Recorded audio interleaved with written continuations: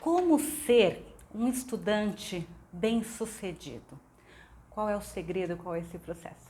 Hoje o canal Alox vai trazer 13 dicas que acredito ser muito importante, que pode estar transformando qualquer estudante num estudante bem-sucedido.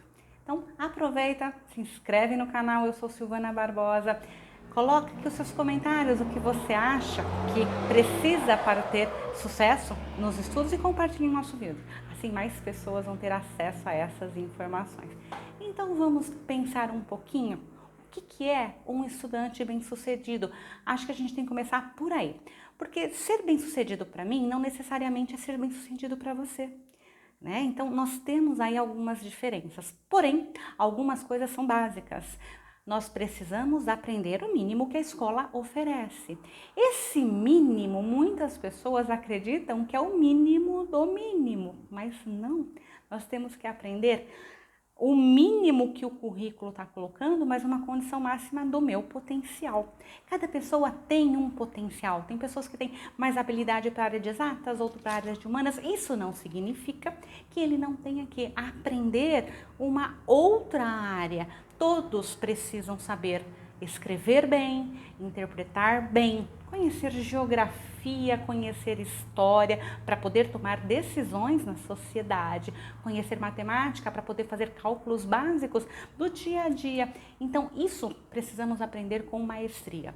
E todo aluno sim tem capacidade de estar aprendendo, não de forma igualitária, porque cada ser humano é um, mas o básico precisa ser aprendido. E hoje muitos estudantes não estão se dando conta de que não estão nem aprendendo o básico. E quando eu falo que o estudante não está se dando conta, é porque por mais que o professor tenha técnicas, tenha vontade, tenha habilidades, se o estudante não estiver motivado, ele não vai aprender. Ele não vai se esforçar. Esse esforço precisa ser do estudante, não que a responsabilidade seja do estudante. O professor precisa encontrar caminhos para que esse aluno fique motivado, mas o aluno tem que se esforçar. Tem alguns alunos que acreditam que aprender, que estudar é ir na escola. E não é ir na escola. É ir na escola, aprender tudo que o professor está passando e procurar mais. É isso que é aprender, é isso que é estudar. Então vamos lá. Eu coloquei aqui então 13 dicas, vamos a ela. Primeiro, frequentar 100% das aulas. Isso é importantíssimo. Alguns estudantes, eles acabam por ter, né, aí um limite de faltas, ele acaba extrapolando nas suas faltas. Eu conheci estudantes que não ia toda quarta-feira à noite porque tinha o jogo de futebol. E se nós computássemos as faltas que ele tinha toda quarta-feira, não dava para ele ser reprovado por questões de falta. E ele sabia disso. Então imagina o prejuízo que ele vai ter, né, dentro da sua formação. Então frequentar 100% das aulas, como se fosse um trabalho. Isso é importante desde o primeiro ano. Tem alguns pais que a criança fala, não quero ir, não manda na escola. Né? Isso a gente está criando uma perspectiva equivocada. Aluno tem que ir na escola todos os dias. Tá com febre? Lógico que não, né? Aí são as exceções. Quando a gente tá com febre, a gente não vai trabalhar. Não é assim? Quando nós estamos doentes, nós não vamos trabalhar. Então, as condições para que o aluno falte tem que ser situações totalmente extremas, né? Só uma situação que eu acho importante estar colocando, que no meu ponto de vista é possível negociar. Por exemplo, a família está em férias, no mês que tem aula, porque as férias a família não escolhe, né? Quem dá as férias é o patrão, né? Dos pais da criança. E aí a criança, ela precisa sair, viajar com essa família para alguma cidade que seja fora daqui, ou um outro estado, ou no exterior, ou uma outra cidade, enfim. Nessa situação, acredito que as faltas são totalmente justificáveis. Por quê? Porque a criança ela vai aprender coisas com avós, com os tios, uma cultura de outro lugar, então é uma aprendizagem diferente. Lógico que se os pais puderem marcar as férias, na época das férias escolares, é o ideal. Mas a gente sabe que isso às vezes não acontece. Então, nesta situação, eu acho que é possível conversar com a escola e tentar fazer aí uma substituição de aula, depois pegar o material, estudar em casa e reforçar aquilo que o aluno perdeu. Então, nesta condição apenas que eu acho que o aluno teria esse direito. Agora, ficar em casa para ir fazer compra com a mãe, compra com o pai, ir no mercado, não quero ir, tem um filme, isso é desculpa. Então, nós não fazemos isso na vida adulta quando nós estamos trabalhando. Se a gente é empregado ou se a gente é dono do local, a gente não vai fechar um estabelecimento porque nós estamos simplesmente querendo ir fazer compra. Não existe isso. Então, a frequência tem que ser 100%. Se o aluno conseguir ir 100% nas aulas, ele já ganha muito. Segundo, ser organizado com o seu material escolar. O aluno, ele precisa organizar isso, então a família precisa orientar. Tem criança no começo que tem mais dificuldade, tem criança que tem mais facilidade, mas dentro disso precisa ser organizado. Trabalhei com alguns alunos que levavam todo o material para a escola, todo.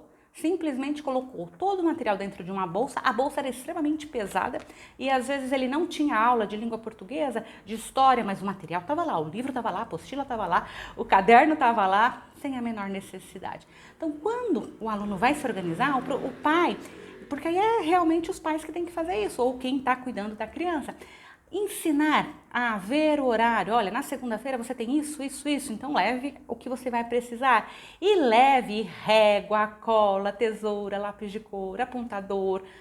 Isso é importante. Tem aluno que vai para a escola sem nada. Absolutamente nada. Isso significa que ele não tem material em casa, né? Cadê esse material? Então é importante que ele tenha esta organização, que ela é feita desde pequena. E quem organiza é o aluno. Os pais, eles orientam e ensinam. Outra coisa importante, que é o terceiro, estar presente 100% na aula. Isso o aluno, se ele tivesse essa noção, então se ele está lá 50 minutos de aula de matemática, que ele fique 50 minutos focado na aula de matemática, focado no professor, procurar não se distrair. Cansa? Cansa. Mas faz parte, né? O aluno, ele precisa entender, ele realmente precisa entender que ou ele se concentra ou ele se concentra. Para que ele seja um bom profissional lá na frente, para que ele seja um cidadão consciente, que tenha noção, né, do que se existe no mundo, ele precisa ter conhecimento. Então, é nesta idade que ele vai ter este conhecimento. Então, se ele vai na escola para brincar, para rir, para não estudar, fica bem difícil. Então, ele precisa se concentrar 100%. Tá, tem hora que é complicado? Sim, mas se distrair, volta a concentração. Geralmente, o professor, ele dá atividade mais pesada, depois dá uma aliviada, dá exercício. Então, ele tem essa noção de que cansa.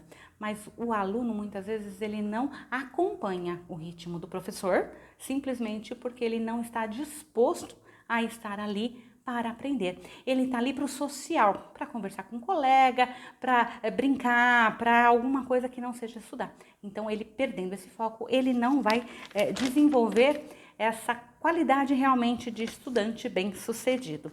Quarto ponto que eu acredito que é importante para termos um estudante bem-sucedido, tirar todas as dúvidas com o professor.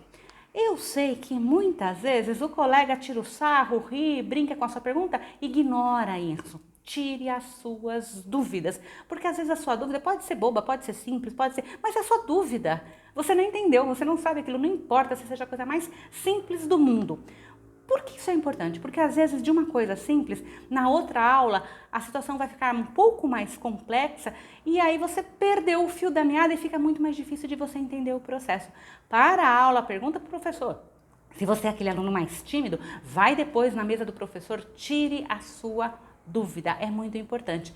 E às vezes a gente consegue tirar dúvida com o colega, isso é muito normal. Às vezes tem um colega que entendeu melhor alguma coisa, por que não tirar dúvida com esse colega? Porém, não na hora da explicação, né? Na hora de resolver os exercícios. Porque na hora de uma explicação a gente tem que estar focado no que o professor fala. Quinto ponto que eu acho que é importante, decorar o que é importante ser decorado. Decorar, mas não precisa mais decorar as coisas. Quem disse isso, né? Alguns estudantes, eles, eu não sei de onde tiraram essa ideia que não tem que decorar. Lógico que a gente não vai decorar tudo numa escola, porque não é assim. Você lê um texto, você vai interpretar o texto. Você não vai decorar o texto. Mas algumas coisas, elas têm que ser decoradas. Por exemplo, tabuada. precisa decorar tabuada. Para quê? Para quando você for adulto você conseguir fazer cálculo mental. Se você não sabe a tabuada decorada, quando você for adulto, qualquer um vai te passar para trás nesse sentido. Então é importante que os pais fortaleçam esse processo de decorar a tabuada quando o aluno está lá, né, entre o primeiro e o terceiro aninho. Por quê? Se ele não decora aí, vai ficar muito mais difícil ele decorar lá na frente. Então, o decorar a tabuada é uma obrigação. Só tabuada que tem que decorar? Não, tem algumas coisas que não se mudam. Data de história é importante decorar. Nomes de pessoas na história é importante decorar. Nome dos rios, o que é um planalto, o que é uma planície. São conceitos que não vão mudar.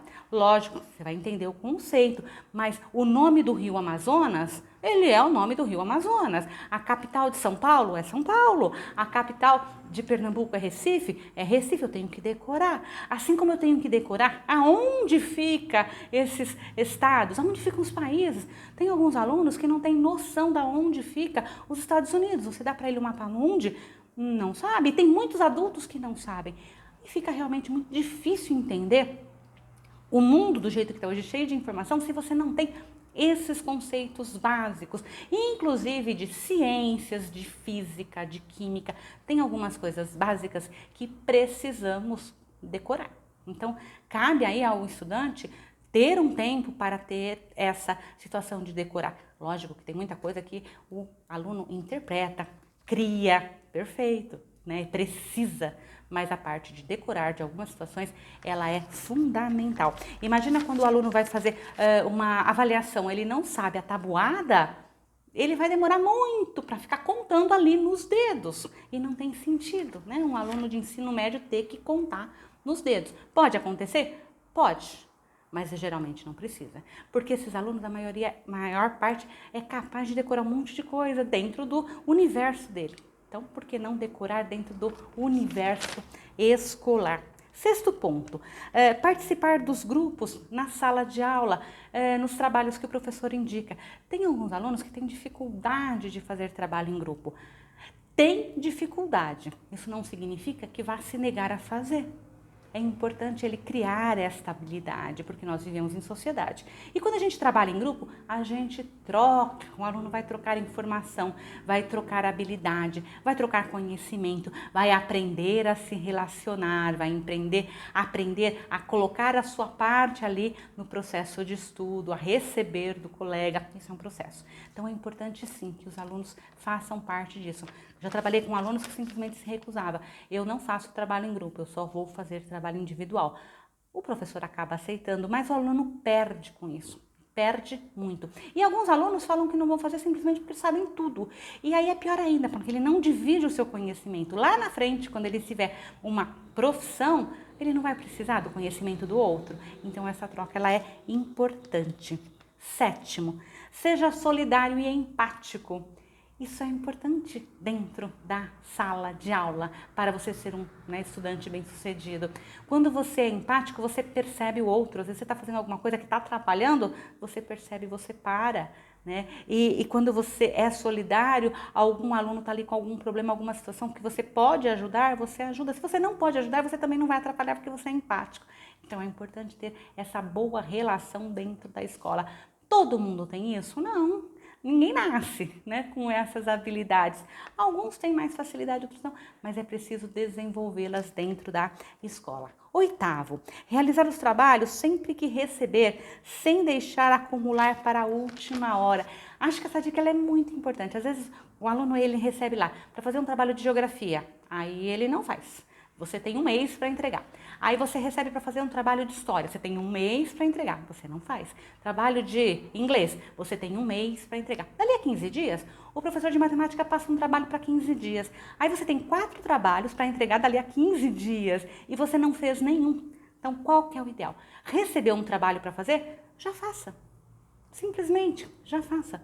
Comece a fazer no dia que você recebeu. Você não precisa terminar o trabalho, mas comece a fazê-lo e termine com tempo, porque você também pode mostrar para o professor, olha, tá assim, tá bom. Não que o professor vá corrigir, mas ele pode dar uma diretriz, olha, esse caminho tá ótimo. Não, esse caminho que você pegou, ele tá equivocado, seja melhor você mudar. Então, é uma forma de você antecipar e não ficar acumulando. Daqui quando você for fazer o trabalho, faltando uma semana, você tem alguma gripe, você adoeça ou tem algum problema que você precise faltar, e aí vai estar tudo atrasado e você não dá conta de cumprir os prazos. Nono, criar uma rotina de estudo diário com revisão diária de todo o conteúdo. Aquele aluno que estuda todo dia, ele tem lá o tempo que ele determina para estudar, e cada um vai saber o tempo necessário, no mínimo 1, 2 horas, ele vai fazer isso com constância. O que ele pode fazer? Ele pode pegar todo o material, então ele teve aula de ciências, pega o conteúdo de ciências, dá uma lida, dá uma observada, veja se ficou alguma coisa que você não entendeu, tem atividade para fazer, já faça a atividade ali fresquinho, não deixa para outra semana que você vai ter aula de ciências. Talvez se você for fazer na outra semana, aquela explicação do professor não está mais fresquinha e você pode perder alguma coisa nesse processo. Então, já chega em casa, pega o conteúdo que você teve no dia e já dá uma lida em tudo, faça as atividades daquele dia. No outro dia, você não tem nada atrasado. E aí você vai pegar a atividade que vai ter no outro dia. Então, você está sempre acompanhando o ritmo do professor. Isso vai te dar uma condição de assimilação muito melhor. Ter um lugar tranquilo para estudar. É muito complicado você estar estudando e assistindo TV, por exemplo. É possível estudar e ouvir música? Sim, desde que seja uma música que não vai tirar a tua atenção. Porque se você começar a ler e cantar música, tirou a tua atenção, já não dá. Então, dependendo do tipo de música, sem problema, estudando em casa, com horário, mas observa se aquela música tira você da concentração, então ela não está adequada. Mas se não tira, ela pode ser sim uma situação de auxiliar na sua aprendizagem. 11º, evitar as redes sociais na hora dos estudos. Então, o aluno está estudando com a internet ligada no WhatsApp, no Facebook ou em outro, no Twitter, ele vai se distrair enormemente. Então, o que ele precisa? Se concentrar. Ai, mas isso é chato. Mas precisa. Não é tudo lindo, maravilhoso e gostoso dentro do processo de estudar. A vida não é assim, Então, a gente precisa se esforçar. Então, não adianta, mas eu não quero fazer. Tem que fazer. É isso que a gente precisa estar mostrando para essas crianças, esses adolescentes, que ele não tem como negociar, tem que fazer e fazer bem feito. Porque se ele faz bem feito, com certeza lá na frente ele só vai ter ganhos.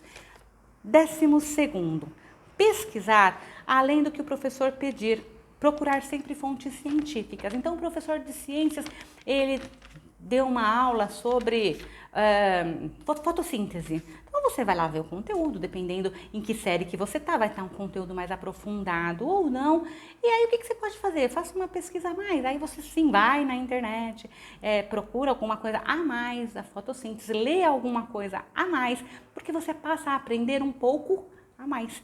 E esse a mais vai ser justamente a diferença que você vai precisar para ser bem-sucedido, para poder ter aí uma qualidade melhor nos seus estudos.